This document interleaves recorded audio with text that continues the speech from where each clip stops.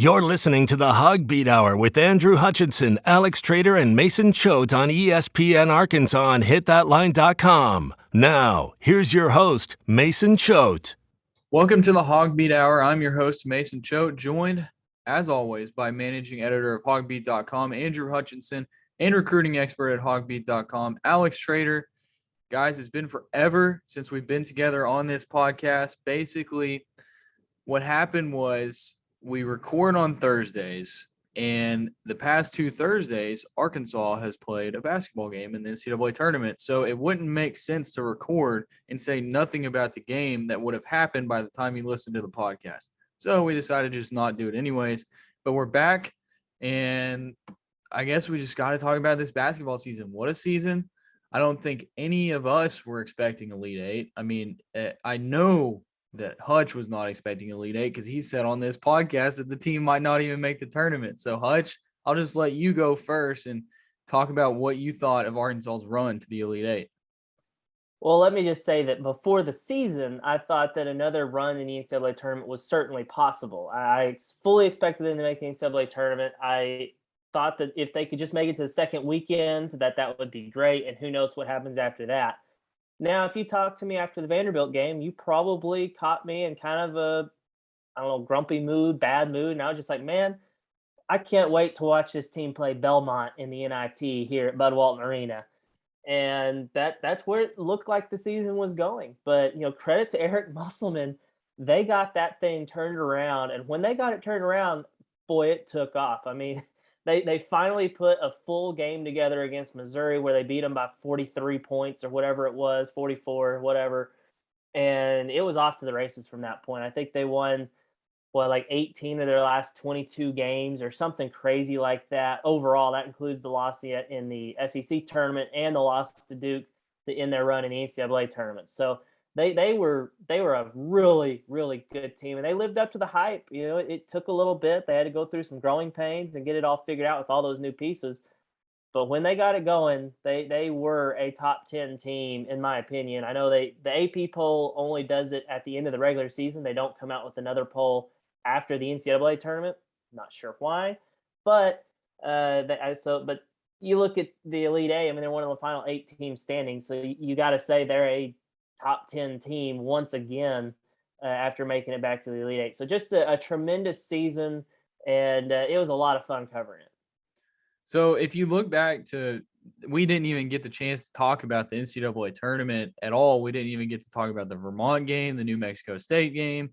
So going into the Vermont game, though, it felt like last year against Colgate, everybody was like, oh, this is a Vermont team that's scary. A lot of people picked Arkansas to be upset. And then you look ahead. I mean, I feel like people expected Arkansas to beat New Mexico State, but then you look at Gonzaga. Nobody expected Arkansas to beat Gonzaga, the number 1 overall seed in the tournament. So, Alex Trader, I want to ask you, it seems like a lot of times this season, and especially in the NCAA tournament, this team was doubted not only by the national media, but by their own fan base. And they just kept proving that they can win ball games and that you shouldn't doubt them. Of course, Duke got him, but how important is that for this team to not care about the outside noise and to just go out there and win ball games? Yeah, I think the three of us mentioned it on here a couple of times throughout the season. Nobody thought this team it was a decent upset pick, but not realistically. Many people thought Arkansas was going to beat Auburn and then beat Kentucky and also beat Tennessee at home, and they were able to do that every single time. Every time it looked like it was time to count this team out as not one of the Elite Eight teams in the country. We kind of saw, oh, you know what? Well, you say I can't do this. Let's go ahead and do it. And that was a huge, I think, maybe one of the biggest characteristics from Musselman or from Eric Musselman's team this season is that resiliency and that ability to every time it looked like things were going to start to turn south, it was able to come back again. I know I had the Arkansas over Gonzaga pick. That may have been a little bit of wishful thinking in my bracket, trying to get a couple points ahead in my tournament challenge. But I think if you're really looking at it, they can't have been a popular Elite Eight pick, especially with having to go through the number 1 overall seed. And looking back on this season as anything less than a success, I think would be doing a little bit of a disservice to what the team did. Yeah, the way I look at this team is they weren't last year's team, like as far as talent goes, in my opinion, because you look at a guy like Moses Moody, a guy like Justin Smith, Jalen Tate. Those were really talented players. And of course, they had a lot of talent on this team, but it was transfer heavy. You look at Chris Lykes, Audis Tony, Stanley Amude was supposed to be a great scorer, but you really didn't start seeing it until halfway through the year, anyways. But this team, it just felt like they always wanted it more than the other team, and they might not even have a draft pick. We don't know about Jalen Williams yet, but Hutch, just for this basketball team to do what they did after the way they started, it says something about the coach that Eric Musselman is and the staff that he's put together. That you look 2 years in a row, they had a rough stretch about midway through the season, and then not only did they turn it around and win some ball games, they turned it around and won almost every ball game. And it's just, I don't know what they do or what they say, but this staff knows how to analyze and coach really well. It's really incredible because a lot of teams, I mean, these are college kids after all. A lot of teams, when they get off to bad starts like that, they could easily fold up the tent and mail in the season. We've seen that with some really, I mean, look at Kentucky a year ago. Like they were bad, and they finished with a record under 500, I want to say. They've had some teams like that have really struggled, teams that you really wouldn't expect to, but we just haven't seen. Obviously, we're talking about a 3-year run here with Eric Musselman. Who knows? He may have a season like that. But for the most part, he's able to rally the troops and get them to buy in. And it's really hard when you've got a bunch of guys that he brought in, like a bunch of transfers, 1-year guys. I mean, Stanley Amude was a 1-year guy. Chris Lykes was a 1-year guy. Trey Wade was a 1-year guy. Who knows what Audis Tony decides to do? He could have been just a 1-year guy. These are all guys that came in thinking like, okay, well, I need to go get my points. I need to go produce so that way I can position myself best for the next level. And you maybe saw a little bit of that early on and as kind of guys figured out their roles. But I thought for the most part, guys really bought into that. They bought into their roles, what helped out the team the most. And what the result was just going on an absolute tear through the SEC and winning some really, really tough games down the stretch. I mean, I look at the background of Mason's screen, and it's the court storming after the Auburn game. Like that was such a good Auburn team, even though they didn't make the Sweet 16. They beat a really good Tennessee team, a really good Kentucky team. I mean, obviously those teams, crap the bed once they got to the NCAA tournament. But those were really good teams that they won, and won, I would say, with no real like controversy. Like it was like, okay, they were clearly the better team those games. And that was just a really cool thing to see down the stretch. So yeah, it was an awesome season and an incredible testament to Eric Musselman for being able to keep the team together after that 0-3 start to SEC play and the 5 losses in 6 games.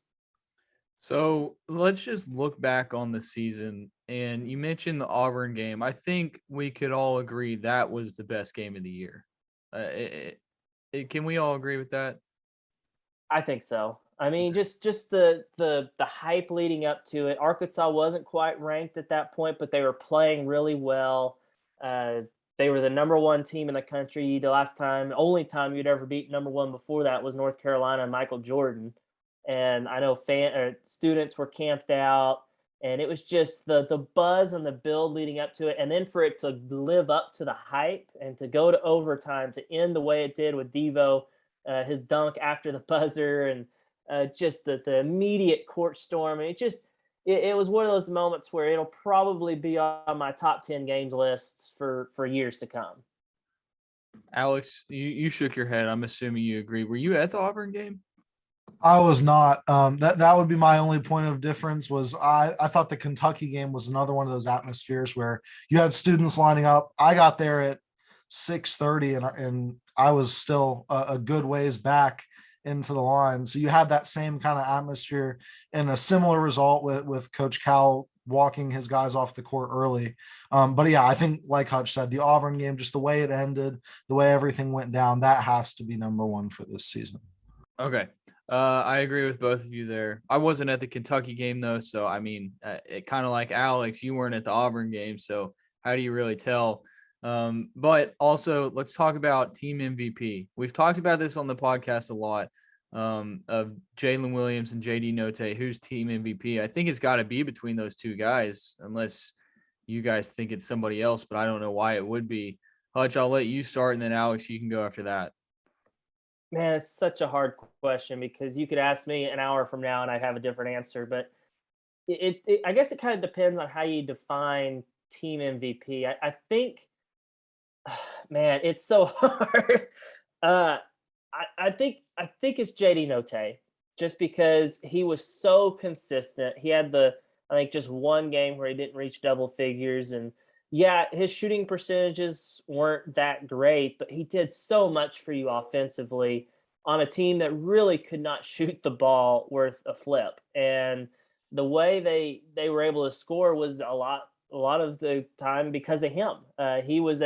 He developed into a pretty good distributor. I mean, he's not a true point guard. Eric Musselman has said that multiple times throughout the year.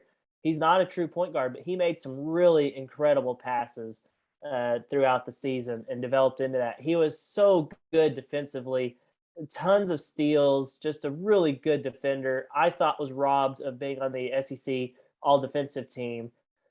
And so I feel like he's the guy, but you could very easily make a case for Jalen Williams. And again, you asked me in an hour, I could very well say Jalen Williams. Both of them were incredibly, vitally important to this year's team. Yeah, I'm glad you took JD Note there so we can have some variability, because I think it is Jalen Williams. I think just what he's been able to do, not only getting buckets when the team needs them, especially, I think a lot of this goes back to that first LSU game when he really stepped up and was able to take over in the end of that one and kind of save Arkansas's season. I know it ended up, that might sound ridiculous now, but at the time Arkansas was spiraling. And you saw them win that game against a then top 15 LSU team, and you start stacking wins after that. And in those wins, you had a streak where Jalen Williams had a double-double every night for weeks, as well as, even when he wasn't getting those points up, he was quietly bringing in 10 rebounds almost every single night. I think you pair that with his defensive effort. I mean, the guy drew over 50 charges this season. That's insane. I think, JD did a lot for this team, and through points or at points throughout the season, they wouldn't have won games without him. But I think when it came crunch time in those really, really close games, you had Jalen Williams to kind of rely on as a guy that, hey, I know that he's going to step up here, and he did over and over and over again. Yeah, I agree with Alex. Jalen Williams is my team MVP, not because I don't think JD Note was great, but the way I look at it, like Alex said, down the stretch at the end of the season, not only did he come on with his confidence offensively, but he was dominating, not just offensively, but defensively. I mean, it was hard to score buckets in the paint against Arkansas, and a lot of that can be attributed to Jalen Williams. I think I'm correct by saying he had a double-double in every game in the NCAA tournament. Hutch, okay, you're shaking your head.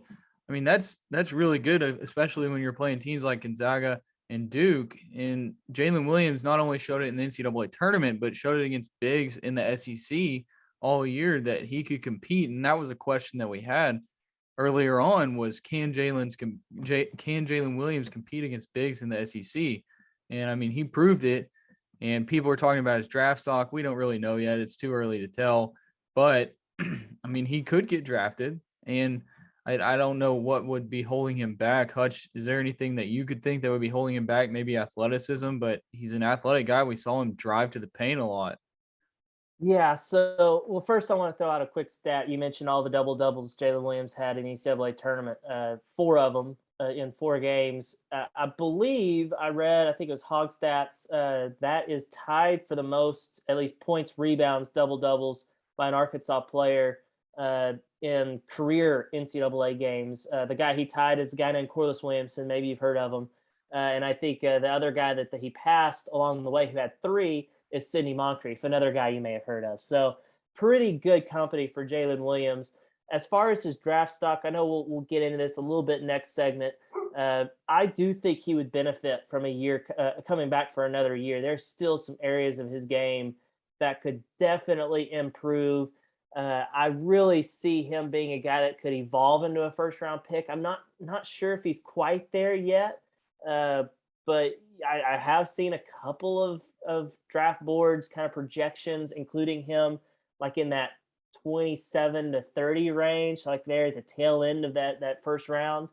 But I feel like he could really cement himself as a first round pick by coming back another year. But again, I'm not an NBA draft expert. I'm not the one that has got life changing money potentially ahead of me. So it's going to be something that Jalen Williams and Eric Musselman and his family are going to have to talk about here in the coming weeks. All right. And before we end this segment, I want to ask you guys kind of the same question of the team MVP question, but maybe the transfer MVP question of the guys that transferred in. So Trey Wade, Audis Toney, Stanley Amude, Chris Likes, Jackson Robinson. He's not going to be on the list, but of those guys, who do you think was the transfer MVP for this team? The guy that came in kind of like Justin Smith last year, and he was a big reason why Arkansas was so successful last year, and Jalen Tate. I mean, it's crazy how they bring in all these guys from the transfer portal. Yeah, Eric Musselman has a knack for that, doesn't he? To me, it's Audis Toney without question. I honestly think you could. I mean, I think it's definitely JD Note and Jalen Williams as far as team MVP. But if there was like a third place vote, I would probably give it to Audis Toney. That dude was so damn good defensively. Just really, I mean, he would shut guys down. What he did in that second round game against New Mexico State, shutting down Teddy Allen, is probably an all-time defensive performance by a Razorback player. Obviously, my frame of reference is a lot smaller than some people listening, maybe. People who remember the early 90s, people who remember the Eddie Sutton days. But to me, that was one of the greatest defensive performances I've ever seen. He went up from scoring 37 against UConn in the first round and being like one of the stories of the first round to, I think he eventually got to double figures late. But before, I mean, he just completely disappeared for almost the entire game. I think he scored a bucket like 4 minutes in and then didn't score another bucket until like there was like 5 minutes left or something. It was like a very long stretch. And that was Audis Toney. And yes, he wasn't, a guy that you could just count on to go get you a bucket on offense, but he was a really good cutter. He could go out, run in transition, get dunks, things like that. He rebounded well. But what he brought to the floor on the defensive end, and again, we'll get into this next segment, how he could really benefit Arkansas to get him back. But what he did defensively maybe doesn't show up in the box score, but those who watch basketball, those who listen to what Eric Musselman says, things like that, they know that he was a huge, huge factor in Arkansas making the run that it did. Yeah, I think, Audis Toney is the definite answer. He's the clear number one for who the transfer MVP was. That doesn't mean you can't know what some of the other guys have done as well. I think especially down the stretch, Chris Likes was as sure as you can get from the free throw line. You put him in at the end of the game situations, even though he couldn't get a rebound, because you knew that he was going to hit his shots when he got to the line. And I think a lot of times throughout the season, we saw Stanley Amude come in and when JD Note wasn't able to find the bottom of the net, Stanley was able to come in and get that clutch bucket to kind of get the momentum rolling again. So I think like we mentioned, not Hutch, Eric Musselman does a great job of bringing in those guys that he knows are gonna find their fit at some point throughout the season. Might not be right away, but they did again this year find their fit by the end. All right, well, we're going to wrap this segment up. We're running long, so we got to get to the next segment, and that's going to be we're going to talk about some of these newcomers for Arkansas. They now have 3 McDonald's All-Americans. What the heck? That's awesome. Then we're going to talk about football, and we also have to hit baseball here on the HawgBeat Hour. You're listening to the HawgBeat Hour with Andrew Hutchinson, Alex Trader, and Mason Choate on ESPN Arkansas and HitThatLine.com. Now, here's your host, Mason Choate. All right, we're back here on the HawgBeat Hour. We're going to be talking about these newcomers for Arkansas and kind of what the roster is shaping up to be next year. So Anthony Black committed. Arkansas now has 3 McDonald's All-Americans.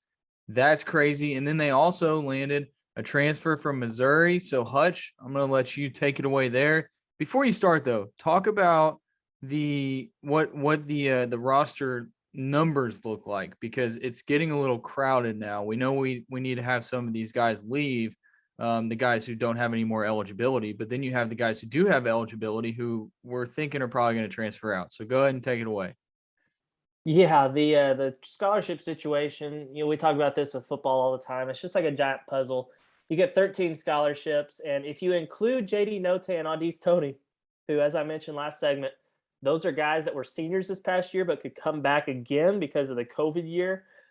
So if you include those guys, they're at 15 right now. That includes Chance Moore, who has transferred. That was a little news of earlier this week. Not really a surprise. Didn't contribute as a freshman. Probably wasn't going to contribute. So you're still, if you're going to bring in either more transfers, or if you're going to bring back your two potential super seniors and Note and Tony, you're going to have guys transfer out. I mean, we could talk about possibilities there, but I think it's pretty obvious. KK Robinson has not contributed like he probably thought he would. He didn't play hardly at all. Connor Vanover is kind of the same boat. Who knows what Jackson Robinson decides to do? He played a lot early on, or at least a decent amount, and then disappeared down the stretch. He's already transferred once before, so he wouldn't get the automatic eligibility at a new school. So maybe that plays into his factor. I don't know. There's just so much to consider. Some people even speculated, what about Devo? A Devo transfer. I think they would really like to have him back because he would provide some leadership. But again, it's a numbers game. It depends on what transfers they can get, and would they make room for them by pushing someone else out. That's probably the conversations that are going on right now. So that's the scholarship situation right now. And who knows, by the time you're listening to this, maybe it's changed. But if you're going to bring Note and Tony back, you probably need to have you do need to have at least two more people transfer. And that's also assuming Jalen Williams come back as well. But you also have to think you have all these freshmen coming in, and it's 6 freshmen. That's a lot of freshmen coming in. So, I mean, what is that? Do you know what that number is compared to past years? At least with Musselman, 6 freshmen is a lot. Is that like a normal number? Maybe going back to the Anderson days? It's really high. I know there's been every so often you get a 5 or 6 man class just because you had a bunch of seniors on the previous team, or guys that are going to transfer out or something like that. I feel like there was maybe one of Anderson's last years. I can't remember if it was 5 players. He brought in several. There was also, I think, that first year Anderson got here, there was that big class that Pelfrey had put together. I can't remember how many people were in that class, but 6 is a large number. I mean, there's only 13 scholarships, as I said, so 6 is a very large number. Okay. Alex, so we got to talk about the Anthony Black commitment. And you're our recruiting guy. You cover basketball a little bit, but JC Hoops does most of that for us. But I mean, to get 3 McDonald's All-Americans, I mean, that's really good. And that's on top of the fact that you also have all 6 of your freshmen coming in are ESPN top 100 guys. But you get Anthony Black. This team might be ranked preseason top 3, if not maybe even number 1 or 2. Yeah, I mean, just from like you said, this is a lot of what JC Hoops does for us. But just from writing segments about basketball, about some of these guys in the recruiting roundup, this whole class is loaded for Eric Musselman. I mean, even the guys who you look at and might not be in that upper echelon of Nick Smith, Anthony Black, Jordan Walsh, they're still out there dominating their state in basketball. So I think it's really impressive to see what he's been able to do on the trail, especially with how well he recruits transfers as well. Sometimes you'll see guys who can come in and recruit those guys out of the portal, but not necessarily get it done on the recruiting trail, or vice versa.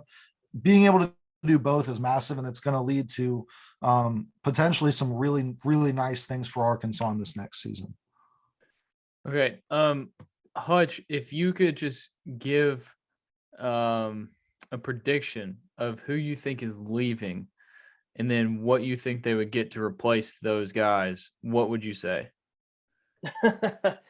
Man. So I feel very confident that guys like KK Robinson, Connor Vanover are probably transferring. That would open up the spots for Note and Tony. But then, I mean, what does Kamani Johnson do? He's another guy that's already transferred once.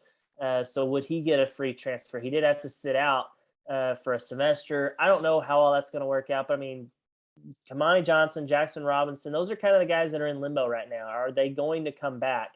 But I do know they are still actively pursuing transfers. I mean, there's the big guy, I'm not even going to try to pronounce his name, out at Utah Valley, that is a highly sought after guy that Eric Mossman has made apparently a very high priority. He would be a really good piece to complement Jalen Williams, or if Jalen Williams leaves, be kind of a replacement.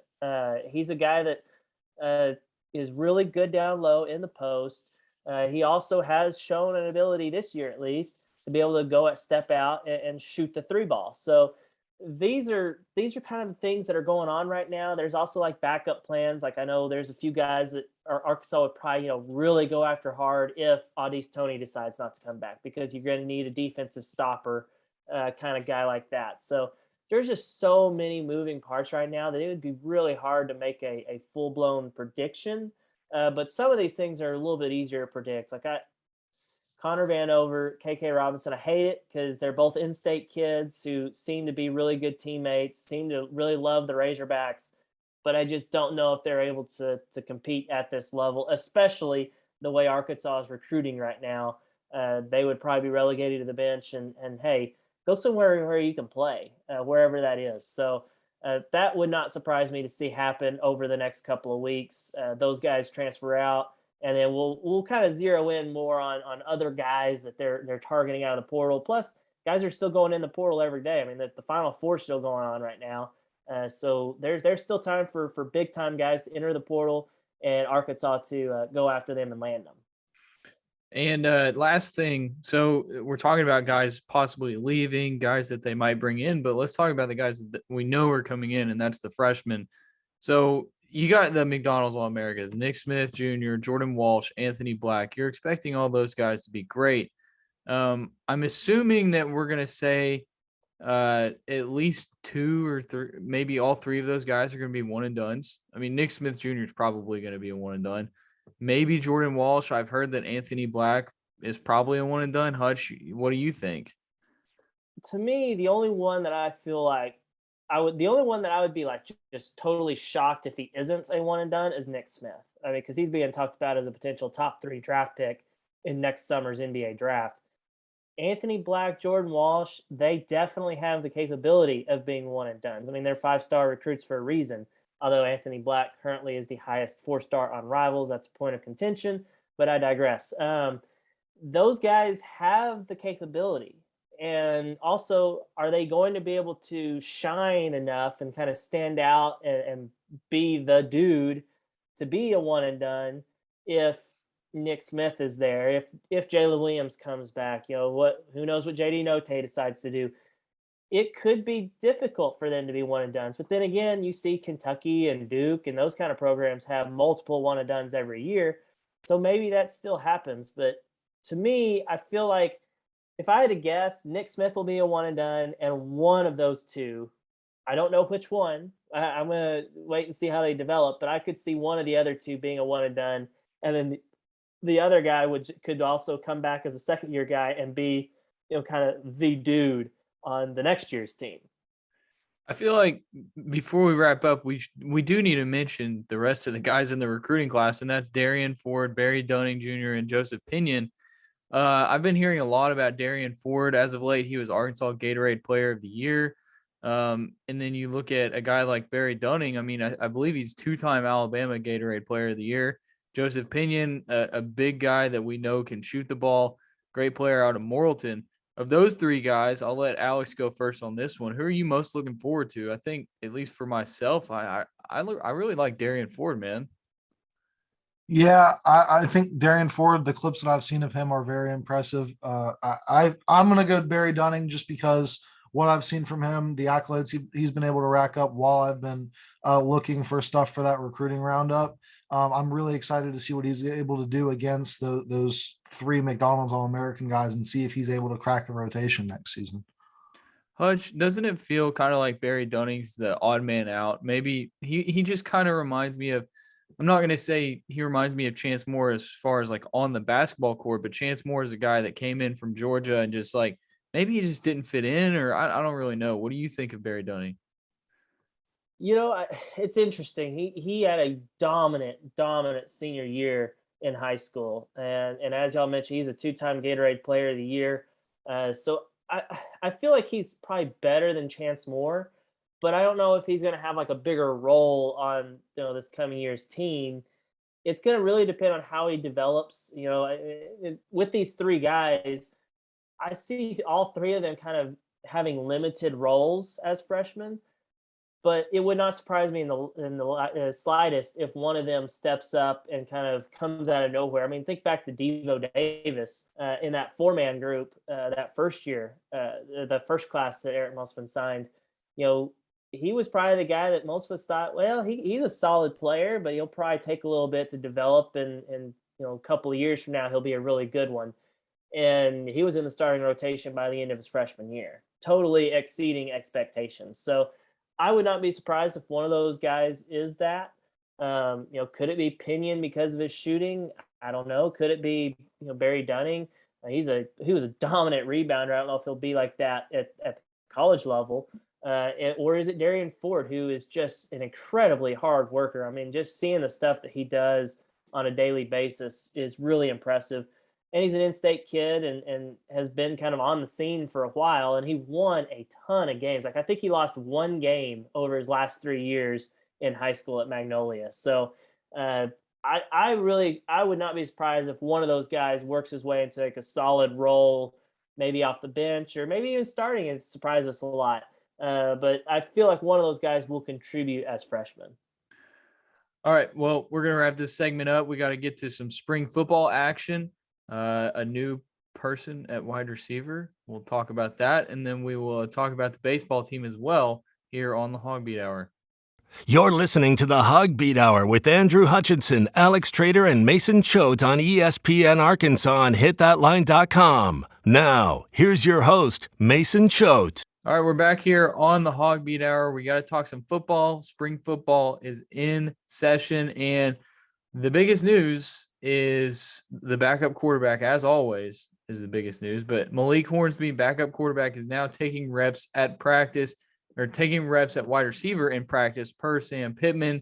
So everybody's excited about that. I mean, we know he's got the speed, but the question is, can he catch and can he run after the catch, Hutch? Yeah, and I mean, we don't really have an answer on that yet. We did get to see him line up at receiver at Tuesday's practice, which I got to give a quick shout out to the U of A. They have opened up practices to the media for spring.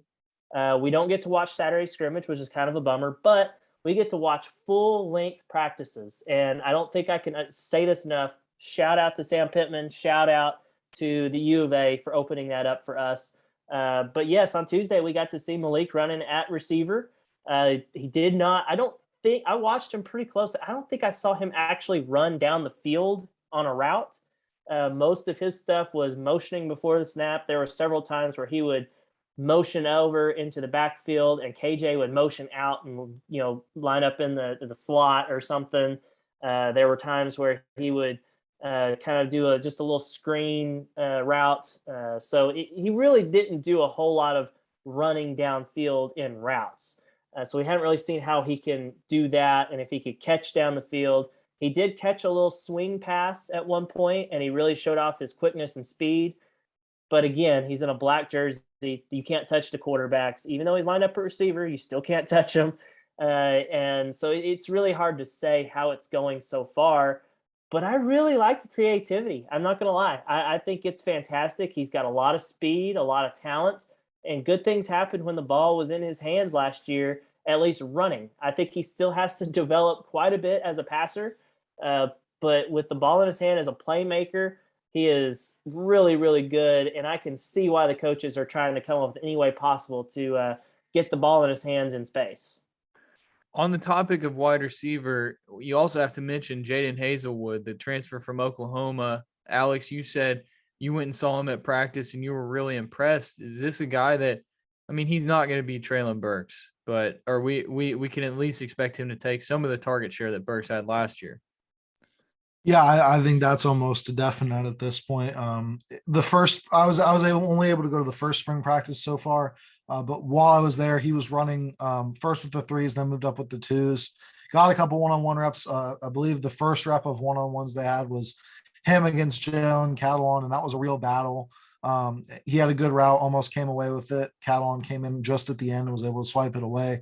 But he's giving that big time competition to a guy like Jalen Catalon right off the bat. Former 5-star, he's coming in. He has the talent. I think it's more of a matter of how is he going to fit into this offense. And I think given the wide receiver depth right now being mostly him and then Keyshawn Jackson Jr. as well, we're going to see Kendall Briles fit those guys in a lot to what they're doing. So I feel like with basketball going on, spring football has kind of gotten a little overshadowed, which is a little weird because football usually still controls the narrative, especially even if it's spring ball. But of course, the basketball team makes it to the Elite Eight. That's how it goes. But Hutch, maybe some storylines that people might have missed or some storylines out of practice that have been your big takeaway so far. We know the Malik Hornsby thing, but anything else you could add that maybe people just didn't see because basketball was going on? Yeah, I mean, there's a big question as to who's going to be the starting left tackle with Myron Cunningham being gone. I know we've talked about that on the podcast before, but now it appears that Luke Jones is going to be that guy, at least so far. Devin Manuel is pushing him, but he's been, as far as I could tell, been the second team guy pretty much all the time. And Luke Jones has been the first team guy. Another offensive line little tidbit is that Marcus Henderson has moved to center and is the backup center. He's gotten a lot of first team reps because Ricky Stromberg, he got dinged up the first week, nothing serious. He's able to come back on Tuesday, so nothing to worry about there. But he did get some first team reps again on Tuesday, probably because, Ricky Stromberg is getting kind of the star treatment where he's not going every single rep, just like Bumper Pool, just like Jalen Catalon. You're not going to put them out every rep in the spring because, hey, they've been there, done that. You know what you got in them. You want to see what guys like Marcus Henderson can do. Then, along those same lines, you want to see what Drew Sanders can do, the transfer from Alabama, the linebacker. We've seen him. He's still most of the transfers. I mean, Hazelwood, Sanders, Breeny, McLuthern, they're all mostly running second team right now. And I'm okay with that. Some people freak out, but Sam Pittman is making them earn their spot in the depth chart. And they've all flashed but with Bumper getting some time off, in practice, you're seeing Drew Sanders go out there and go with Pooh Paul, the redshirt freshman. They really like those three guys. It would not surprise me if those are the three guys that you see kind of have the role of Bumper, Hayden, and Grant Morgan last year, where they were, basically a 3-man rotation for 2 spots. So that would be something, those transfers, how they're fitting in. The secondary is still kind of coming together. Dwight Mcluthron is a guy that has rotated. He's been mostly second team, but he's also rotated some with the first team at corner. Breeny, I think, has done the same. He's more running kind of the nickel spot as expected. Can also play some safety. So yeah, there's just a lot of kind of depth chart stuff. It's starting to slowly develop, but it's not good. The depth chart today is not going to be the depth chart at the end of spring, and that's not going to be the depth chart come September 3rd, I want to say, against Cincinnati. It's going to develop and change throughout the next couple of weeks of practice.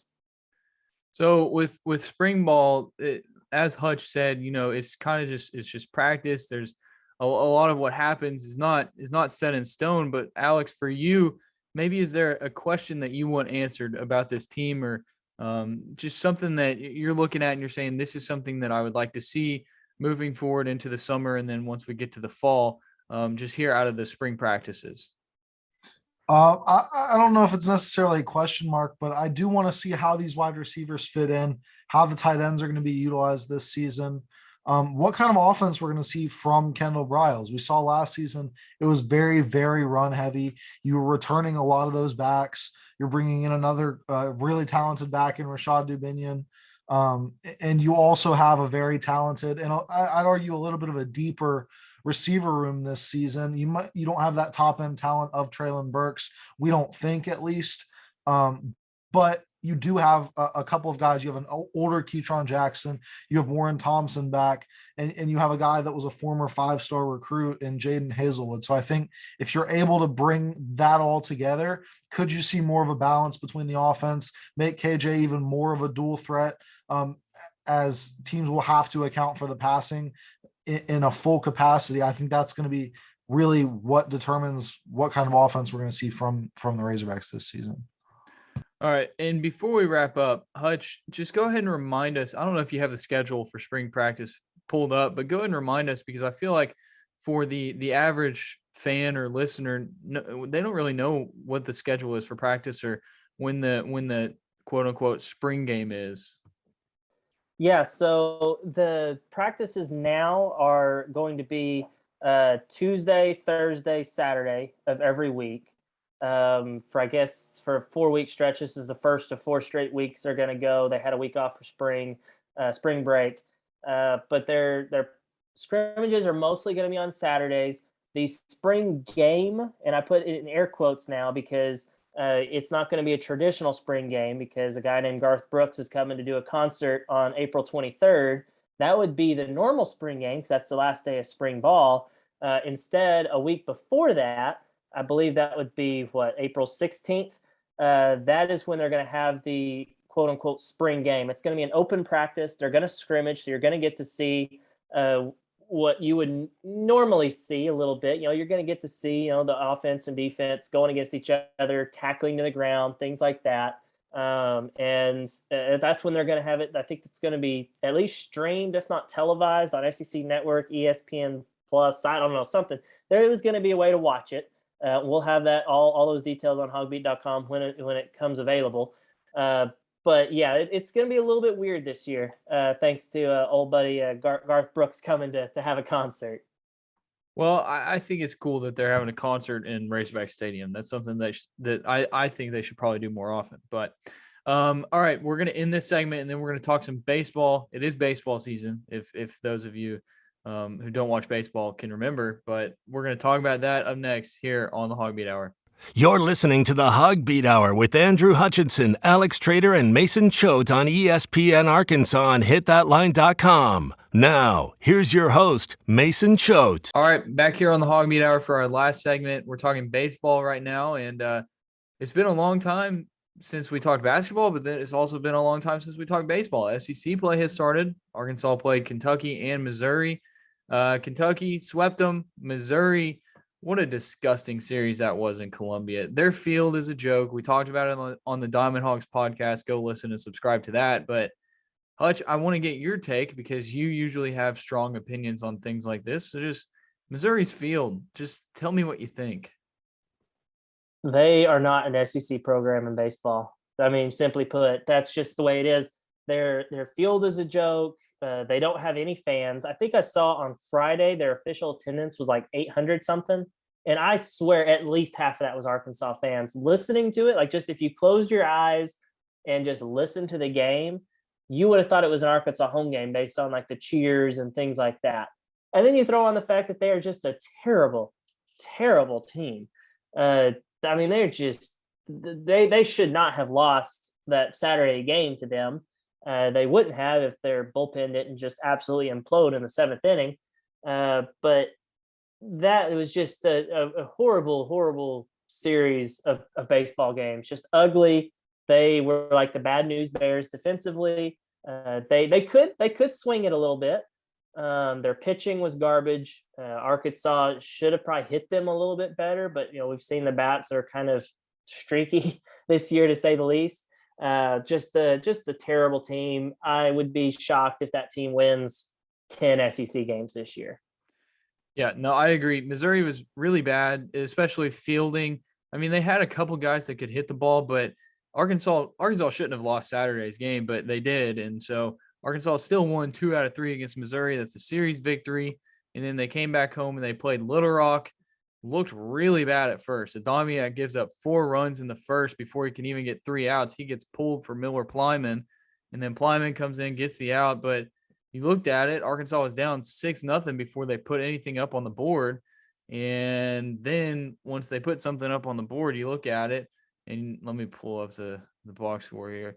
So then you get to the 5th inning. So they scored 2 in the 3rd, but you get to the 5th and 6th innings, Arkansas scores 9 runs combined, and then in the 8th they put up 5 more. This is a team that you said they have streaky bats, and that was streaky bats, especially there in the 4th and 5th innings, because once they get hot, I mean, they get going.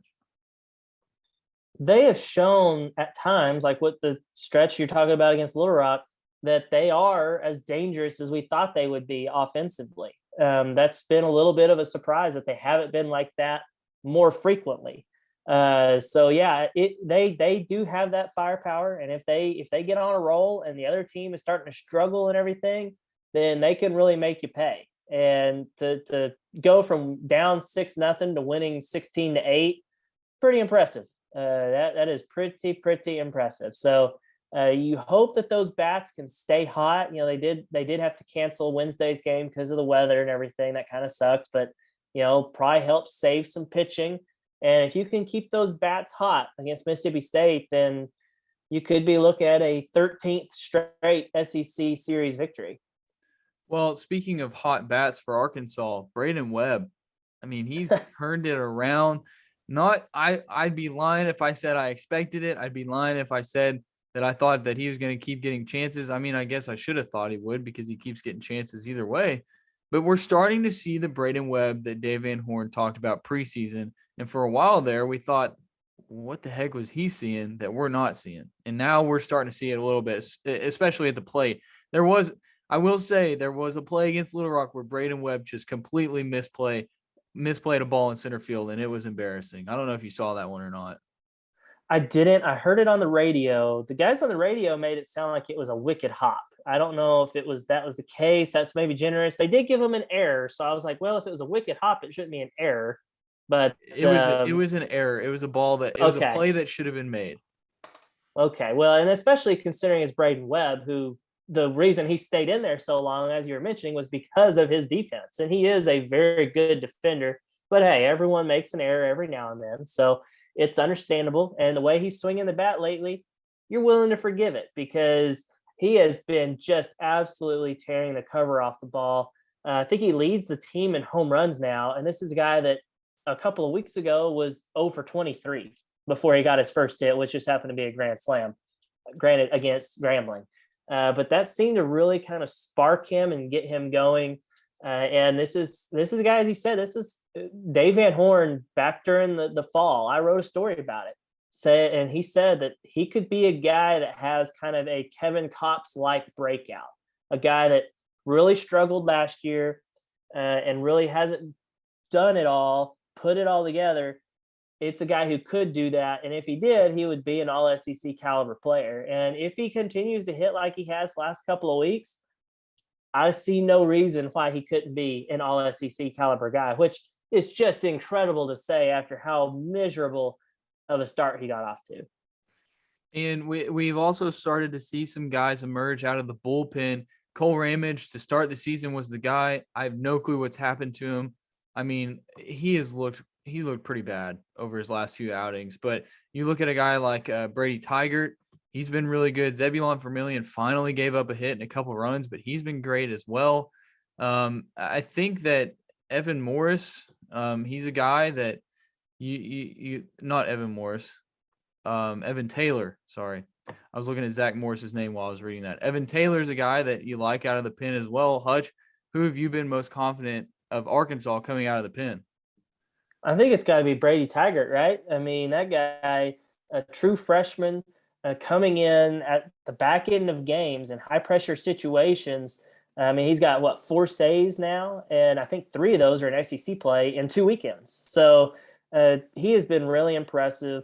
I wonder what's going on with Zeb Vermillion, because he got off to a really solid start. I mean, he didn't give up a hit for the first 9 innings that he pitched, and then he went in against Missouri and gave up single. and that was part of just the implosion of that bullpen. So there have been some guys. I mean, a guy that I know everyone is really excited about is Gabe Starks, just because he's so young. He's got incredible stuff. It's just a matter of, can he consistently get it over the plate? He does only have 3 walks this year, but he also has 3 wild pitches in 5 2/3 innings. So that just kind of shows you that command is not quite there. But if he can get it, if he can zero in on the strike zone, he could be a dangerous arm out of the pen as well. So there's definitely some options. They're still kind of working through it. But the other on the flip side of it is, if your starting pitchers keep getting you deep into games and give you quality innings like we've seen so far, you don't need as many bullpen guys. So if you got this kind of starting pitching last year with Kevin Kopps on the team, I mean, shoot, you could just go Connor Nolan, Kevin Kopps, Hagen Smith, Kevin Kopps, Jackson Wiggins, Kevin Kopps, and then boom, you only need 4 pitchers the whole weekend. But of course, that wasn't the case last year. So really credit to the starting pitchers for kind of taking some pressure off the bullpen through the first few weeks of the season. Yeah, you look at Jackson Wiggins, he went 7 1/3 against Missouri, I believe. That was a career long. And if you can get 7 1/3 out of Jackson Wiggins, I'm trying to confirm that. Yeah, 7 1/3, that would be great.